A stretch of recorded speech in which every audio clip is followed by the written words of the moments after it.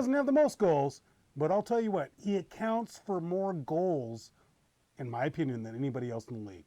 We're talking about 10 assists, 10 goals.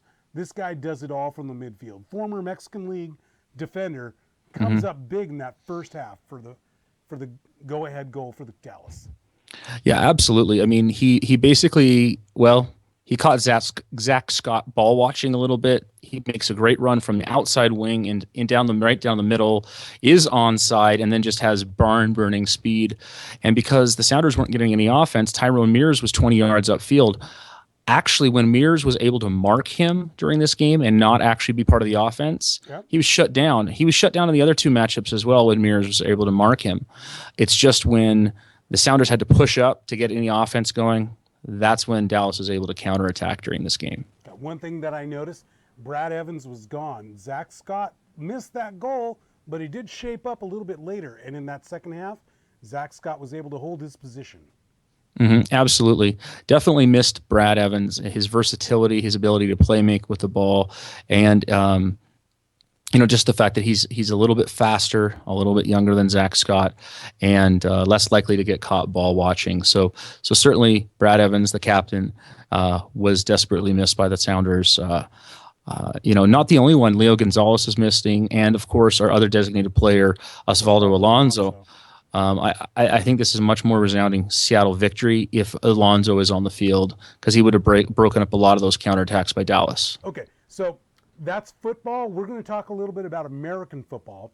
Again, congratulations to the Sounders. You have now gone yet another game in making sure that all the fans, you've gone another game in making sure all of your fans are on the edge of their seats and come away thinking we can take it all this year. Let's move on to the University of Washington Huskies.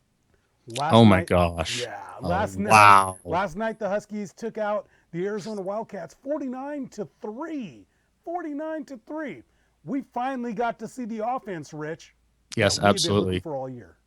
Absolutely. It was great. It was a clinic. You look at the score and you're like, wow, did we put up 700 yards of offense? No, we didn't. We just capitalized every single time there was an opportunity. Browning didn't even eclipse, our starting quarterback didn't even eclipse 300 yards passing. No, he had He had what, four touch 260? 60. Yeah, 260, four touchdowns. But oh my goodness, he I mean, he's the best quarterback you've certainly had since Price, though that's really short. But I'll go in the way back machine. He's Okay. probably the best passing quarterback we've had since Mark Brunell. No, I don't know. I was going to go a little bit more recent on that, and maybe go Cody Pickett. I Oh, think okay. you're severely discounting Cody Pickett, the Heward brothers. We had better passers, didn't we? I guess I am just discounting the Hewer brothers. I've kind of forgotten about that since all the probation, but I never really a big fan of Cody Pickett. He was good though. Certainly better than the quarterbacks that followed him. Okay, so I'll say since Cody Pickett. Okay, I let's think go that's with that. fair. Let's go with We'll that. say Cody Pickett. Yeah. Five touchdowns, four Oh yeah. passing, one running. Hmm. I was actually very irritated with Coach Peterson. Hmm. Why are you running? Why are you running so much with Jake Browning? Injured shoulder. Or injured right shoulder, the Yeah, throwing throwing shoulder. shoulder. Yeah, Why yeah. would you run him? Why? Why? Why? I Why? know. Why? I don't know. I mean, here's the thing. I think you're using zone read concepts, and once a game, you got to have him tell him, this is a bootleg. You're going to pull the ball. You're going to go around the end, and then as soon as you have a guy get within 2 yards of you or like 5 yards of you, you slide. I mean, I get why you run him once, maybe twice a game, but other than that, that's it. Don't let him run. Don't do design runs. He's not a runner. If you want quarterback design runs, that's what Lindquist is for. But just a point, they did flash up a stat on the game last night that I noticed. Lindquist has been in for like 26 plays, or actually a few more than that, but basically he has 26 rushes on the year. He has not thrown a single pass the whole year. Yeah, I was a little bit worried about that. So they brought in Lindquist in the fourth quarter. I want to say I'd say like probably with 8 minutes left, 6 minutes left, somewhere in that time Yeah. frame. And actually, they still had Browning in, and I'm like, get him out of there, get him out of there. And so Lindquist finally came in, but didn't do what I was looking for. I wanted him to like maybe throw a pass, get some experience, or get some show a different look. so that when the Utes come in here next week, Mm-hmm. they have to worry about the pass as well as the run from Lindquist. Right. Absolutely. And I've got to also say this, just a couple of things to note. I'm obviously thrilled with how we beat up on Arizona. I mean, especially scoring 49 unanswered points. It's the highest point total, and I don't know how long for the Huskies. Probably since a couple of years ago when we really took it to Oregon State at Oregon State. I think we scored 63 or 69 points against them. But that was a perfect storm where the defense scored 2 or 3 touchdowns, and special teams kicked in a couple too. So, but what I was going to say is that something that I noticed that the Huskies might have been getting a little bit predictable. A, Lindquist never throws the ball. B, when Washington is in, he runs a little bit, but he's really the pass receiving running back. Dwayne Washington Dwayne's comes in. So he caught 2 touchdowns, and I'm during the game, and I'm communicating, texting or tweeting with my friends, and I'm like, whenever Washington's in, they pass. Whenever Gaskin's in, they run. Getting a little bit predictable there. Definitely a worry against such a good defense as Utah has with such a good defensive coach in Kyle Whittingham. As you know, Abe, he's in my backyard, so I hear all about the Utes every single day on my way into work. And so I guarantee you he and his staff are going to be dialing up this win and taking a look at the weak chinks in the armor. Yeah, you bet. But, before we get to the Utes, before we get to next week, I just want to say one thing about Anu Solomon. All I heard about Anu Solomon was he's great. He can run. He can throw. He can run and throw simultaneously. Mm-hmm. I didn't see crap out of this guy. And I don't know if it could have been his recent injury. I mean, it can slow you down with that leg injury, but the special nature of this guy completely eludes me. So here's the thing. His receivers this year are not nearly as good as they were last year. His offensive line also not as good.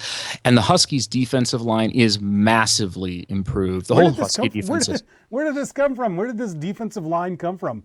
Chad Qualls? That's the only guy I ever heard of before. Yeah, I know. Travis Freeney, maybe, but I thought he was undersized. He is undersized, but he beat up on those defensive ends, and not just with speed. I mean, there were a few times he bull rushed him and then went after the quarterback. I mean, it was really impressive. I mean, say what you will, we all have our critiques of Coach Peterson. We all have different things that we'd like that he do differently, but he has coached up this defense. He has meshed his players that he's brought in along with the veterans left over from the Sarkisian era, and he has come up with a really ferocious, fun to watch defense. Yeah, I mean, we didn't beat Stanford, didn't beat Oregon, came close against Oregon, but certainly competitive with Oregon for the first time in I don't know how long.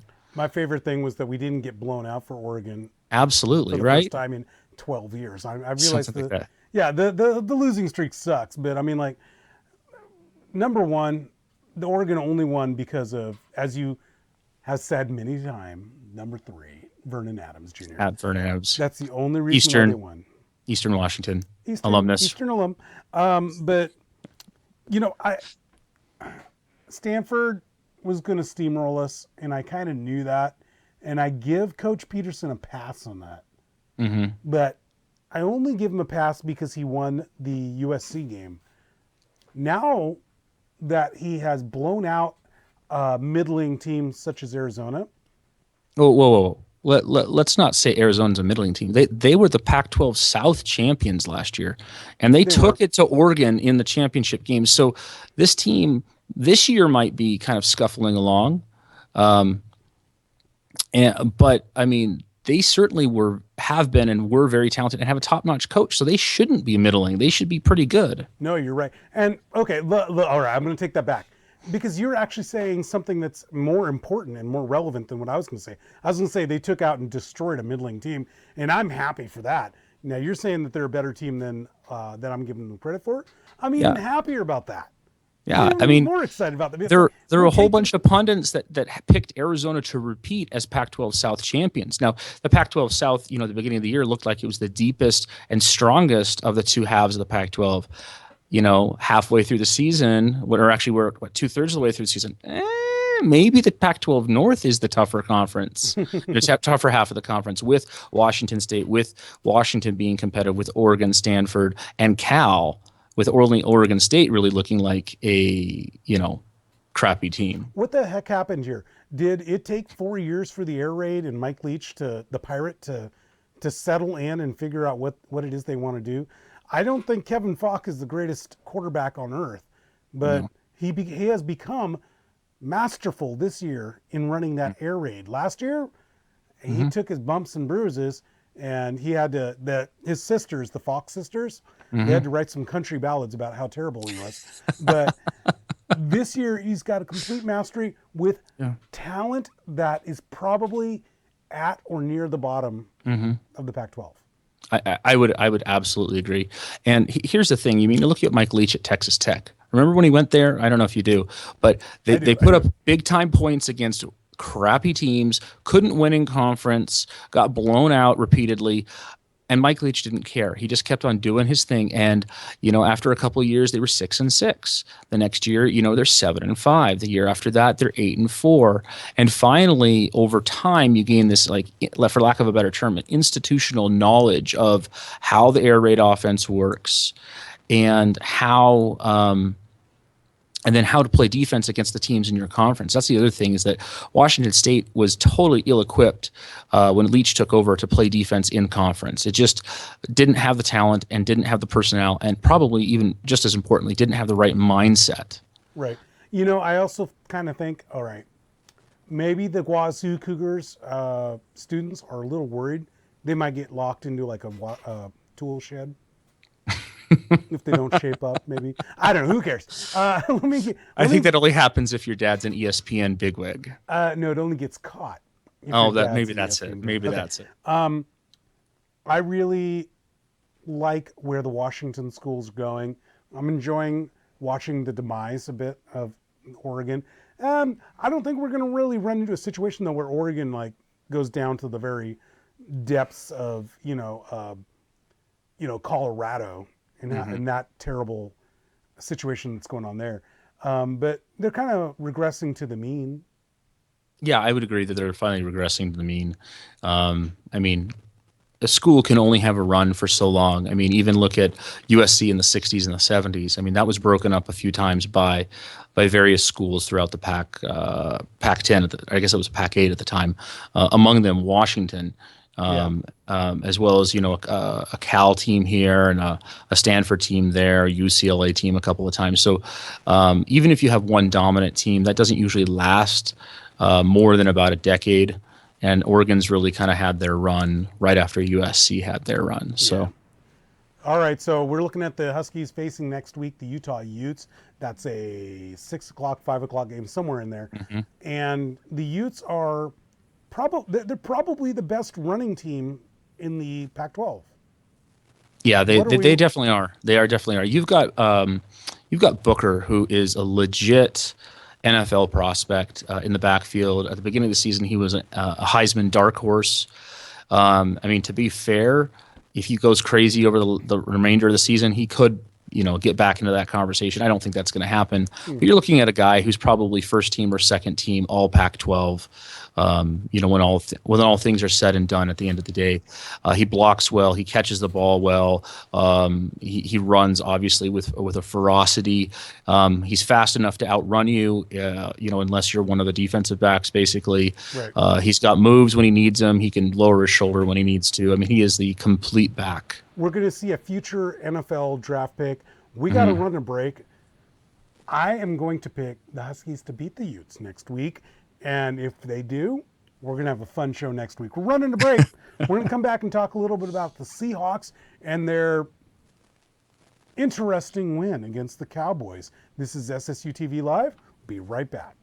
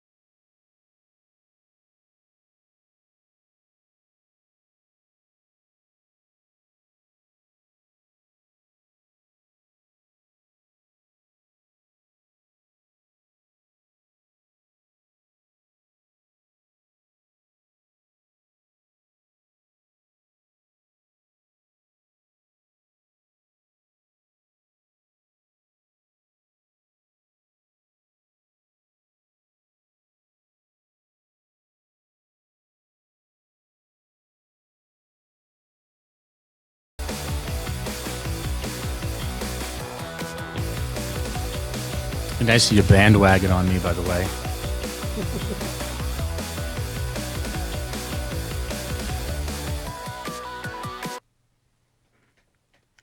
Welcome back to SSU TV. My name is Abraham Deweese. With us is Richard Michelson. Rich, today we saw the Seattle Seahawks survive a Cowboy onslaught. Sarcasm, heavy sarcasm. These are sarcasm quotes right here. Well, they're brackets. Sarcasm brackets. Sarcasm brackets. In what was probably the sloppiest, most inept. Inept would be the right word, right?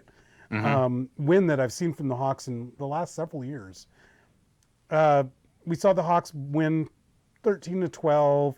It seemed like neither team really wanted this game. And it seemed like both offenses, either we saw the two greatest defenses of all time, or we saw two offenses that were completely incapable of getting points up on that board. Yeah, I mean, I totally agree. I mean, I basically think that it was a case of the two defensive lines basically, for the most part, dominating their offensive line counterparts is basically what it boils down to. While Russell Wilson was not sacked on the day, there's plenty of pressure by Dallas.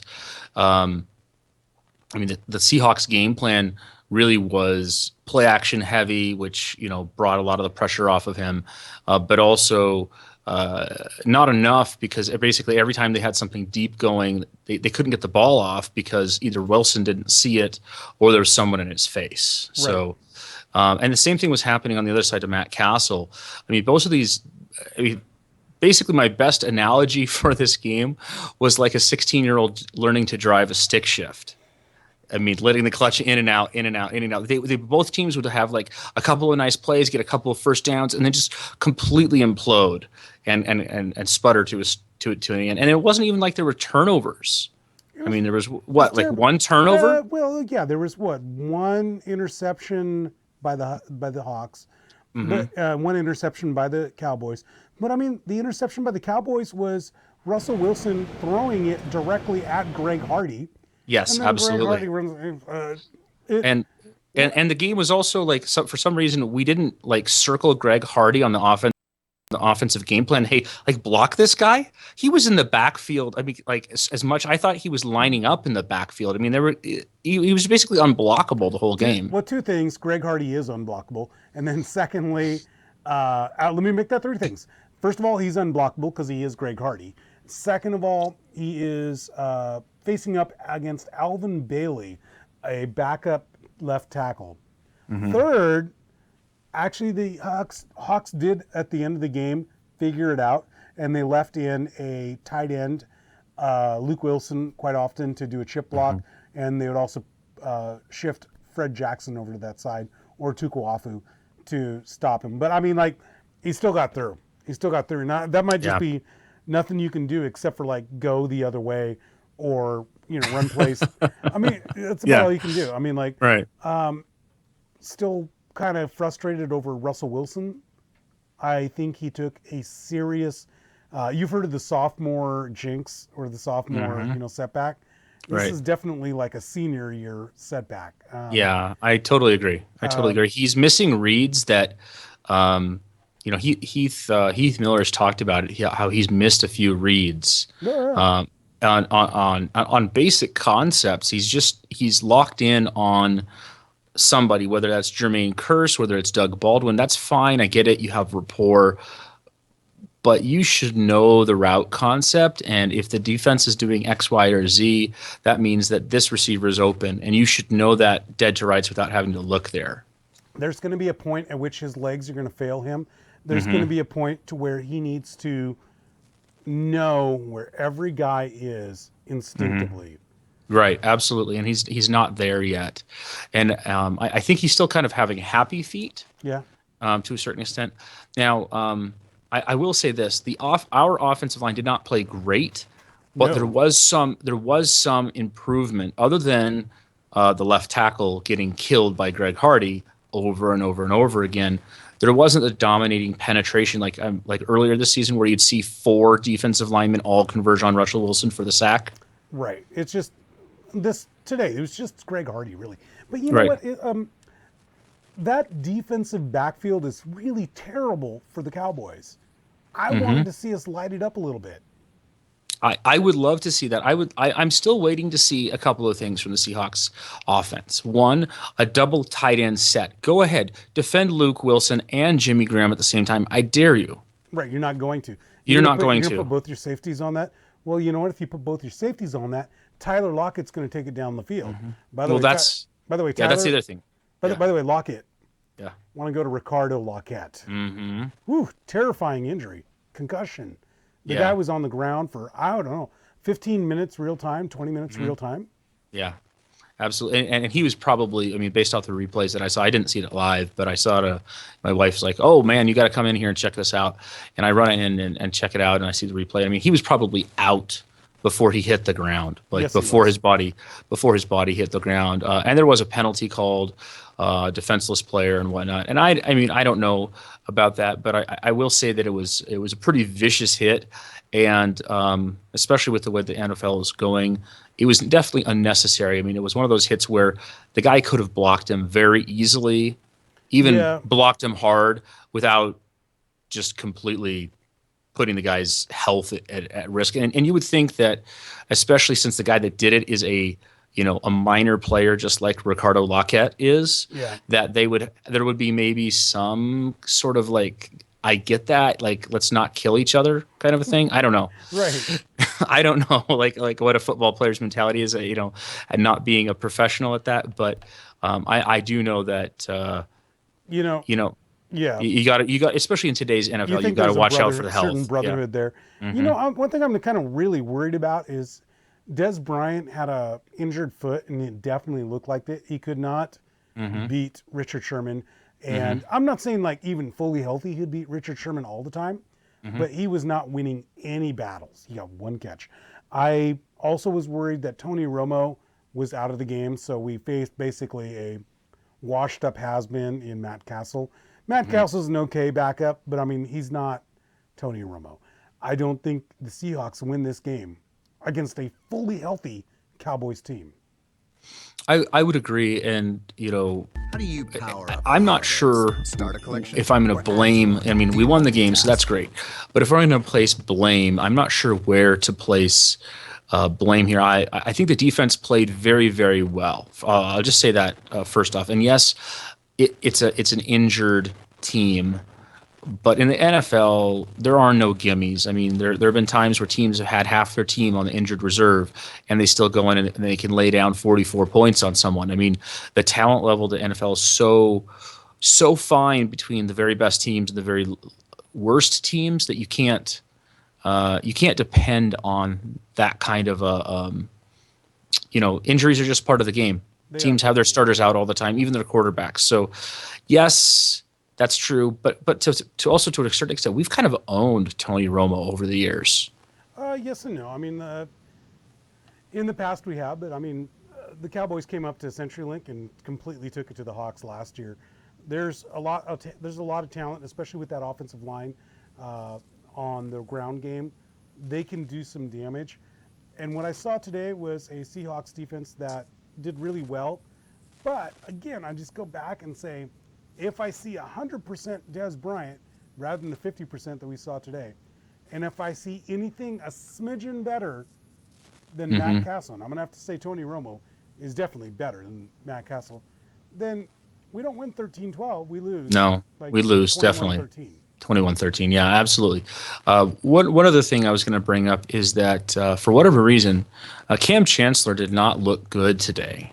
I did not hear his name once. Yeah, he was around a few times, but I don't know what he was doing. He was ball watching a bunch of the time. His positioning was off. He was not doing what he normally does, which is really puzzling to me. And the only thing I can think of is that he's so used to Sherman being on one side of the field that it was kind of discombobulated him a little bit. He had to work with Kerry Williams since Kerry Williams was often on Yeah. the defensive left, offensive right. And so, I mean, I don't know what the deal was, but Chancellor did not have a good game. Did not have his normal game-breaking, plays, big hits, interceptions, etc. Right, but on the bright side, we didn't see Jason Witten go insane on the Hawks today. Yeah. But like the Cowboys had they had DeMarco Murray Mm-hmm. rather than this knucklehead Randall or Mm-hmm. Kristen Michael. McFadden was okay, but I mean, like, I figure if they had leveled up on the running back a little bit, yeah, this Yeah. game is just completely in the, in the pockets of the Cowboys. But, that's why the Cowboys are what 2-7 or something like that, and Yeah, they're not very good. They're I think they're actually 3-5 at this point. 3-5. Okay. So and on that topic, the Seahawks are now back to 500. They're 4-4, which is obviously not great, but from 4-4, you have a real shot at making the playoffs. You have an outside shot at winning the division. They do, but in the world of the NFL today, when you're looking at something like a 11-5 record missing the playoffs, which has been done the last 2 or 3 years, Mm-hmm. they're going to have to win every game. They're going to have to win the division to make the playoffs for sure. That's the route. That's the only guarantee. That's the only You gotta guarantee. take two from the Cardinals. Yep, and that's the good news is we have 2 more games from the Cardinals. We also play the Rams again. Maybe a little redemption. It'll be at home. Also, we get to play San Francisco at home. I hate wishing for things that are out of the control of what the Seahawks can do. Mm-hmm. But my hope is also that the Cardinals are now moving into their bye season, and after that bye week, they're going to have to play all their tough games. They're playing the Packers. They're playing, the Steelers, people of those sorts. They're going to have to start. They're going to have to start playing some hard teams. Whereas we front-loaded our lineup with all those tough games. Absolutely, and I believe we have 5 home games in the second half of the season. Well, right out of the bye, we get 3 home games. Yeah. Yeah, 3 in a row. If you're able to get on a roll, win those home games, and you know how tough it is to win on the road. Period. Period. Period. Yeah. We saw it And today. so Yeah. you saw it today, absolutely. So, I mean, as badly as the Seahawks played, I think if that game was at CenturyLink this year, that's probably something like a 27-12 victory for the Seahawks. I think there's just a couple of other plays that go that way. The crowd energizes. Dallas plays worse. I mean, it's just how that is. Well, we got to run a break, but the Seahawks are now 4-4. They're running into the bye week, and then they're going to play the second half of that season. We'll be right back after this commercial.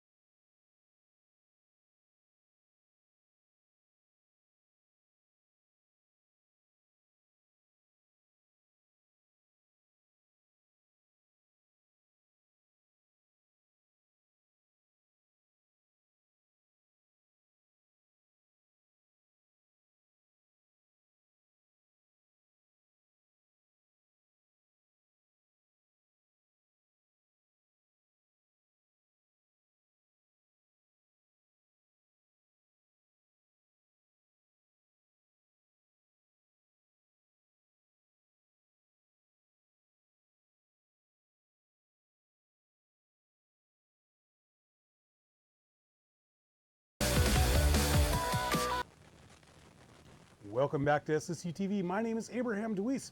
With us is Richard Michelson, and we're going to talk a little bit about team identity. Why does it matter? Rich, you are a very big proponent of making sure that each team has a team identity and adheres to it. You wrote a great article on SeattleSideUp.com, our feature article. Can you tell us why it's important to find an identity and maintain it? The reason that it's important is because, in sports specifically, everyone wants to have that great team that's good at everything. For lack of a better example, the Big Red Machine in the 70s was probably as close to a perfectly complete team, at least you on had power, you had speed, you had starting pitching, relief pitching, and defense. You had Actually, they had one weakness, which was the starting pitching. And if you'll recall, Sparky Anderson, which probably most of our listeners and viewers know, maybe as the manager of the Tigers, when he was with the Reds, he was known as Captain Hook. Yeah. Because he would go to his bullpen in the third inning, the fourth inning, the fifth inning, and he'd bring in his great relief pitchers because all of his best pitchers were in the bullpen. That was part of their team identity, is that his team knew that if the starting pitchers got into trouble, the bullpen was going to come in and bail them out. That was game planned for. It was expected.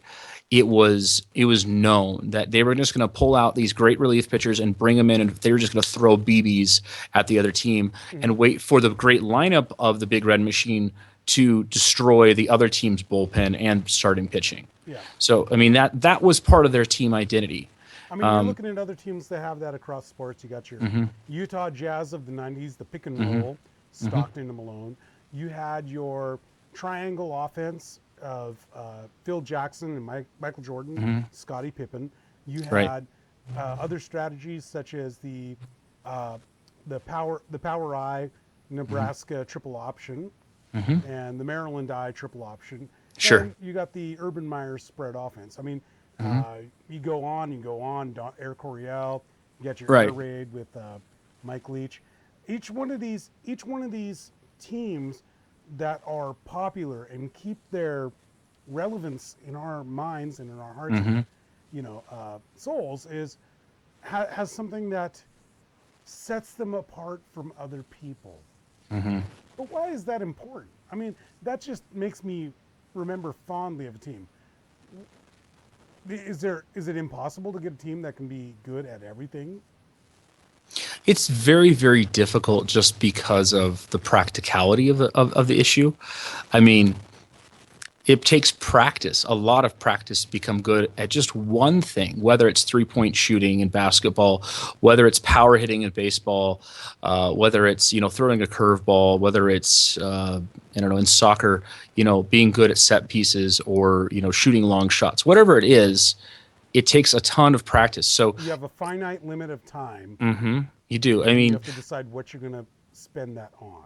Absolutely. And then the other thing is that you need to maximize the talent of your players. Our modern day term is to play within yourself, or let the game come to you, is what the sportscasters mean. But what they really mean is that the players maximizing their inherent talents. You look at the Golden State Warriors, who won the NBA title last year, and they basically won it doing small ball and with the Splash Brothers shooting threes, and they were going to win or die by the three. And Charles Barkley, national pundit, was like, "Oh, no jump shooting teams can win national, the NBA title." Well, they did it last year. They did it last year, and they beat the best player in the world and his team, LeBron James, and it was because they were better top to bottom throughout that lineup. And when push come to shove, they actually pulled their 7-foot man off the line. They pulled their 6'10". They oftentimes had like the tallest player on the field. On the court was 6'7". Yeah, that's just ridiculous, But can't you just have a team of athletes? Can't you just pool athletes and throw your? Let's go with the basketball metaphor here. Can't you just throw 5 athletes out there on the field? I have the Fab Five from Michigan, 1991. They will be better than all of your guys combined. Sure. I mean, you can try to put the five best athletes out there. The problem is, if they go up against the San Antonio Spurs of the last 15 years, they'll get absolutely shredded because the Spurs might not be more physical or better athletes than them, but they're all good athletes. And more to the point, they have a system and a plan. They trust each other, and they know what to do when all the crap hits the fan. That's why a team identity is so important. Okay, to use a Wayback Machine one, you look at the Packers under Vince Lombardi, Yeah. who the NFL trophy is named after, the greatest, in my opinion, the greatest coach in NFL history. He had one play that was the bread and butter, that when he needed a big first down, he went to. It was the power sweep. And no one had seen anything like it in the NFL ever, because before he came in, basically the NFL was a passing league, and it was just as complicated as these other plays that people run with the air raid and the quadruple spread option craziness. No, you're right. When he came in, it was the era of Y.A. Tittle and Otto Graham, and we're going to put the ball up. And the running back was still important at the time, but the running back was definitely more of your Jim Brown types who were going to just be a better athlete, a better talent than everybody else. But he had legendary practices that the Packers talked about, where they would practice for 2.5 hours on the field, and all they did was run the sweep left and run the sweep right, and then he'd go back to the classroom and he'd talk about what they'd done wrong on it, and then he'd go back onto the field and run the sweep left and run the sweep right, and that's all they did in practice was run the one play over and over again. Because he had determined that when the chips were down, that was their team identity. And if they were going to win, they were going to win the sweep. And if they were going to die, they were going to die by the sweep. But that was who they were. You bet. You mentioned Lombardi. In all of this, it is that head coach, it is that manager who sets the pace. What do you do if you're somebody perhaps like the new Mariners GM, Scott Service? Not GM, I'm sorry. DePoto is the GM and the manager is Service. In my opinion, they're the same guy, but whatever. One's just, Service is just a puppet for DePoto. Politics aside. Sure. What do you do if you're Service? You come in here and you have a Robinson Cano, you have a Nelson Cruz.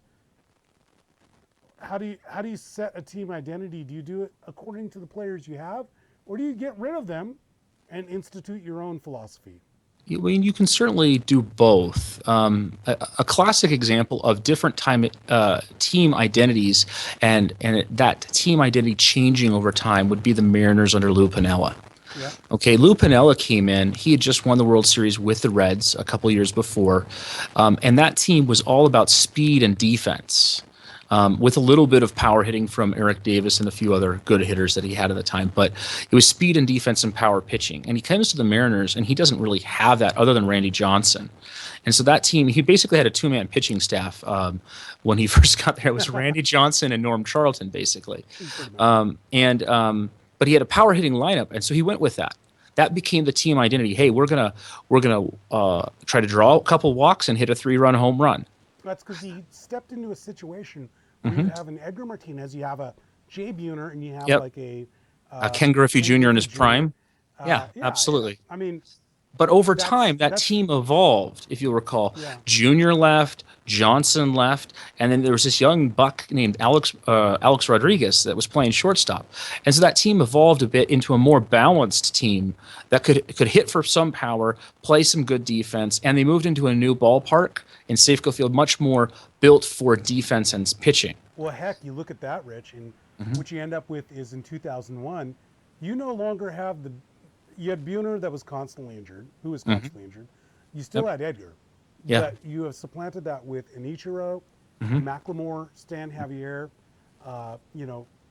folks of that kind, the strong defense, the Mike Camerons. The home runs still were there, but you were averaging maybe, your best players were averaging maybe 25 to 30 home runs rather than 40 to 45 home runs. Absolutely. And you had 4 Gold Gloves on that team, I'll remind you. The whole right side of the team won Gold Gloves. First base, second base, right field, and center field were all Gold Glovers that year. So obviously the team identity had changed, and Lou Piniella, being the great manager he was, changed with it. He changed the team identity over time as the players came in. But that team also had a team identity on offense of basically two out, so what?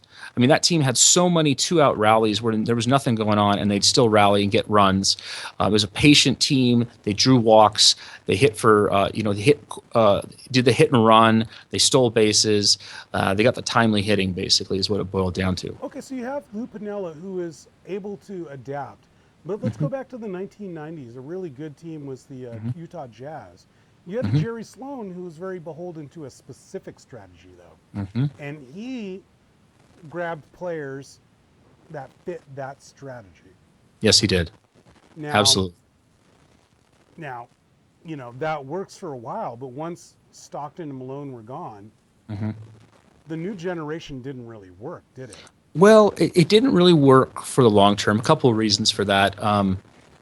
Number one, Sloan didn't really ever connect with the new generation. But for a couple of years in Utah, they resurrected the Malone and Stockton years because they had Darren Williams in his prime before he became a sucky, mediocre, overpaid, bloated free agent type player. And they had a Carlos Boozer who still couldn't play defense, but was again in his offensive prime. And those two had a chemistry.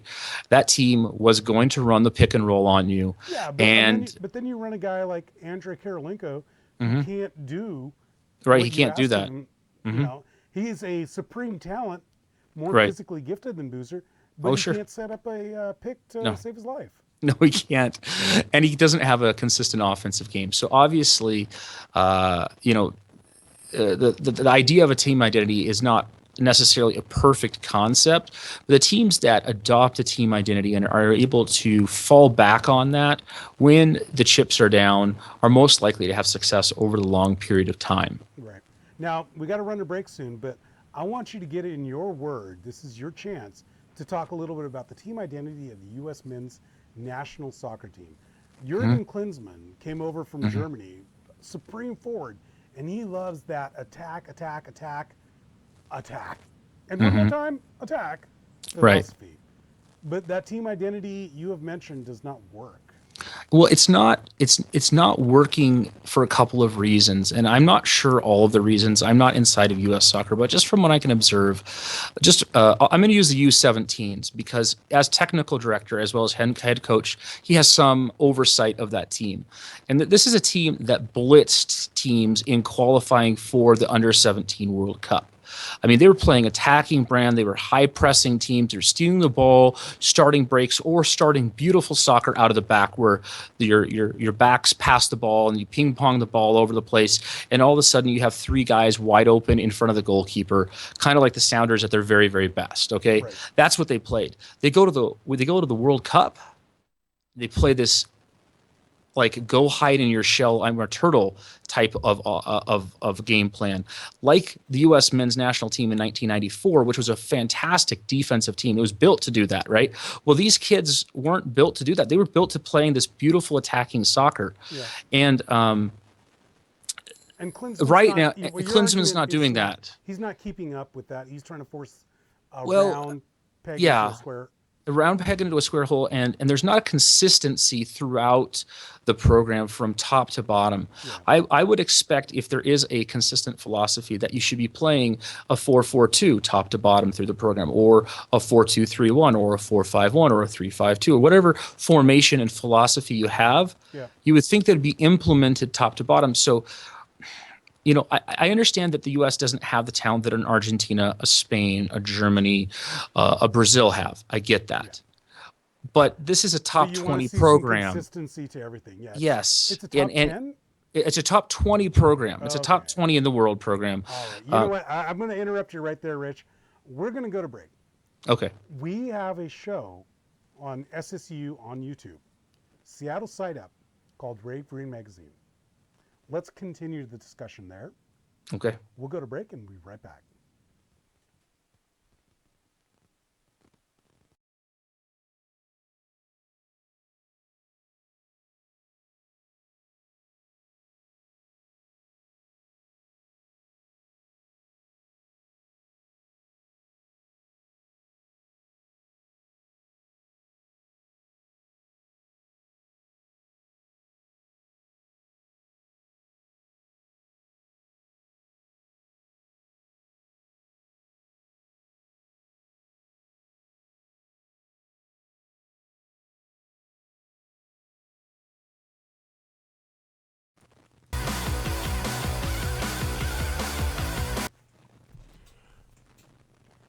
Welcome back to SSU TV. My name is Abraham Deweese. With me is Richard Michelson, as always. We were arguing a little bit about the Seattle Sounders, arguing a little bit about Huskies and Seahawks, and I think we ended up back to soccer again, Rich. Yes, we did. Anyway, as it should be. as it should be. But you know what? Right now, we're going to go to a segment called Buy, Sell, or Go to Hell. For more soccer talk, please check us out on Rave Green Magazine on YouTube. Also check out our Facebook page at SeattleSideUp. Also check out our Twitter feeds, our conversations during every big game in Seattle at SeattleSideUp. Are you sensing a theme there, guys? Great. Okay, I want to introduce our technical director. His name is Bob Lucky. This is a conversation about players, celebrities, and other interesting figures in the world.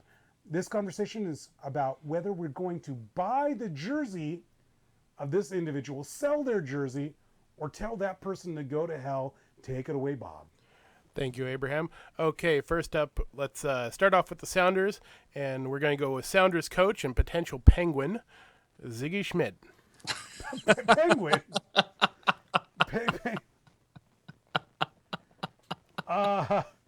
So the rotund Ziggy Schmidt apparently resembles a penguin. I was thinking more walrus, but I haven't seen his dental work. So. That would be Holmgren. Oh, actually, that's a good one. That's a good one. By the way, buy the Mike Holmgren jersey. Buy the Ziggy Schmidt jersey. I am in the camp that you do not replace Ziggy Schmidt unless we can find something better in a foreign league that can bring something new in your MLS coaches. He's about the best you're going to get. 7 straight playoffs. Yeah, it's pretty resounding. And would you buy that jersey, Rich? Oh, am I up for the same thing? Yes, you are. And Bob, you got to speak up. I can barely hear you. Would you buy the Penguin I'm jersey? definitely going to buy, and I'll tell you what I'm going to buy. I'm going to buy the sweater vest, the Ziggy Schmidt sweater vest, and the scarf in 90-degree weather, because he loves to wear that. All right, thank you very much. Okay, let's stick with our Sounders theme since it is that kind of night. Former Sounder forward, Eddie Johnson. Eddie Johnson. Johnson. Eddie Johnson's a jerk. He can go to hell. I've heard some stories about him and how he did not get along with the other players. Supreme talent. He's got the size. He's got the speed, the physicality. But there's a reason why even the U.S. men's team doesn't want him. He's a jerk. Go to hell. Eddie Johnson. You got to go with the what? Boom, boom. But it only lasted, like a season and a half in Seattle. So anyone that can't stick around any place for more than 2 seasons, you got to sell. I feel bad for the guy. He's got a heart condition, forced into retirement. DC United showed some class today. They bought his jersey and honored him today and retired. I think he retired his number or something along those lines. So. Oh, wow. I didn't know that. I did not know that. That's actually a pretty cool move on their part. But from what I heard, he was a cancer on this team when he was here. Yeah, there was definitely he didn't get along with Martins or Dempsey or anyone else. So yeah, we can definitely sell. Thank you very much. Okay, up next we have handshake snubber Eli Manning. What? Handshake snubber? Apparently in the news he kind of did the fake out on McGowan today. Did I say that right? McCown? Yeah, McCown, that guy. Okay. Oh, okay. I buy his jersey. If I'm a New York Giants fan, I buy his jersey. He won me 2 Super Bowls. I'm good with him. I don't hate him like my dad or Sanju Sharma does. So I'm fine with him. Yeah, absolutely. Definitely going to buy his jersey. Are you kidding me? I mean, he's been the starting quarterback for 11 years for the Giants. I mean, he's won 2 Super Bowls, and I mean, he's the best Giants quarterback since Phil Simms, basically. I say he's better than Phil Simms. Oh yeah, he's definitely better than Phil Simms. But I mean, I don't know if you throw him in the Hall of Fame, but I mean, like, in the hearts of Giants fans, this guy's all he's done is come up big when you needed him to. Yeah, and you got to admit, anytime the Giants are in the playoffs, you got to think, He's done it before from terrible playoff positioning. They've never been the number 1 seed or the Right. 2 seed. I mean, anytime he's in the playoffs, you think, well, his team's got a chance to win the Super Bowl. Well, So he stuck it to Tom Brady and Randy Moss in their undefeated season, and that made me feel really good. and then he did it again. That's right. So anyone that could beat the Patriots twice, He's the good only on guy, them. He's the only guy that's beaten the Patriots in the Super Bowl. Yeah, absolutely. All right, thank you very much. Okay, next up we have former Jack in the Box star and new secret ingredient for Chipotle, E. coli. There was I just want to say one thing. Speaking of E. coli, I forgot that the Patriots lost with Drew Bledsoe in the 90s and Grogan. then Grogan to the Bears. Yeah. In the 80s. But anyway, let's go back to E. coli. Well, Portland apparently has an E. coli outbreak. Couldn't happen to a bunch of nicer sports fans. And Seattle stores. Oh, is there E. coli in Seattle? Oh, well, then I sell their jersey. I sell the E. coli jersey. I'm going to say go to hell. E. coli is a nastoidal, terrible thing that should be eradicated from the face of the earth. I mean, all joking aside, It's like the Kardashians. it's absolutely like the Kardashians and the Cardassians. They should just be eradicated. Wait, which one's the Star Trek villain? I'm not sure. Okay. Aren't they synonymous? They all look the same, right? They're both equal. Yeah, they're equal in looks. That's for sure. Absolutely. Now, Abe, a little follow-up because I sensed a little envy of this. If it was just Portland that got the E. coli, how would you say? Oh, buy the jersey. Buy the jersey. If it's just Portland and okay. So one thing that happened this week is Oregon had a case of bubonic plague. And then they had an E. coli outbreak. Even God hates Oregon. So is that what happened on the field with Oregon? A little bit of E. coli Yeah, breaking out. yeah. Just a little E. coli here and there. Okay, how about Chutes and Ladders aficionados, the referee crew for Duke Miami? Wow. Bob, I wish you had the video so our viewers out there could check this out. After Rich and I are done talking, put us on pause, open up another window, check out the 8 laterals. Was it 8 or 7 laterals? 8. It was 8 laterals. 8 laterals. Time running out. University of Miami Hurricanes, lateral left and right, and end up scoring the game-winning touchdown against the Duke Blue Devils. But the problem is that the referees missed about 18 holding and blocking the back penalties. They also missed one of the Hurricanes had his knee down and should have been called down. Now, the review officials said we didn't have enough to see, but I don't know. With those 800,000 holding and blocking the back penalties, I don't know how this was let to continue. Yeah, I mean, I'm going to sell the refereeing crew, but I'm also going to sell Duke. Look, you had an undefeated season. You were an ACC, favorite, and instead of doing probably the wisest thing, which is just to kick the ball deep and do your regular kickoff coverage, you do a squib kick. It's obvious that Miami had practiced this. They had practiced it a lot. They looked like a frickin' rugby team, the way that they'd pass the ball and then the whole team would like rotate to be able to take the next pitch until they finally got a wall built up on the one side of the field and were able to run it in. And I mean, kudos to them for keeping playing and not like, oh man, my knee was down, so I'm not gonna, I'm gonna stop. I mean, like they just kept going. So like kudos to them. But yeah, I'm definitely selling Duke. I'm definitely selling the refereeing. I sell Duke because they couldn't get that figured out. They had even practiced this the week before. I am telling the ACC officials to go to hell. But you know what? Even the head of officials in the ACC told those officials to go to hell. 4 referees from that game have been put on suspension. Good. Wow, that never happens. That's amazing. No, they admitted to it today. 4 of them were suspended, and that's good. I mean, they missed everything. Now, these are 2 teams. Can you think of 2 universities, Rich, that you hate more? than Duke or Miami.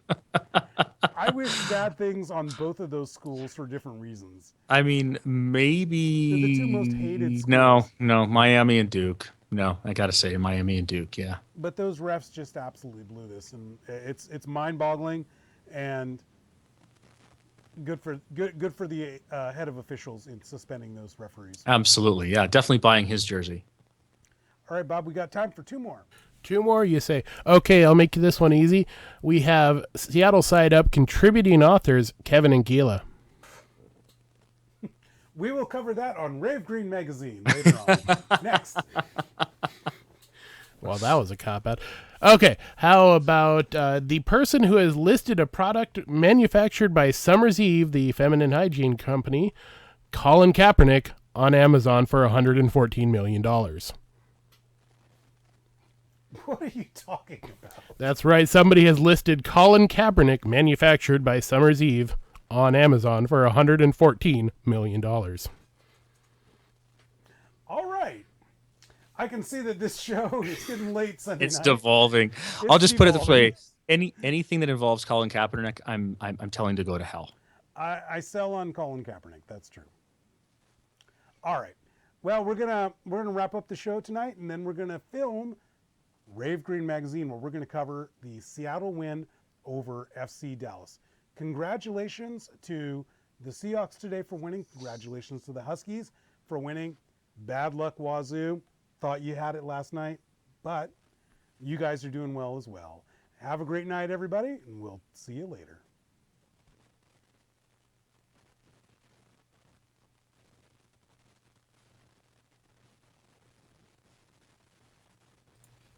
And we're clear. Hey, Abe. Yeah. You had this look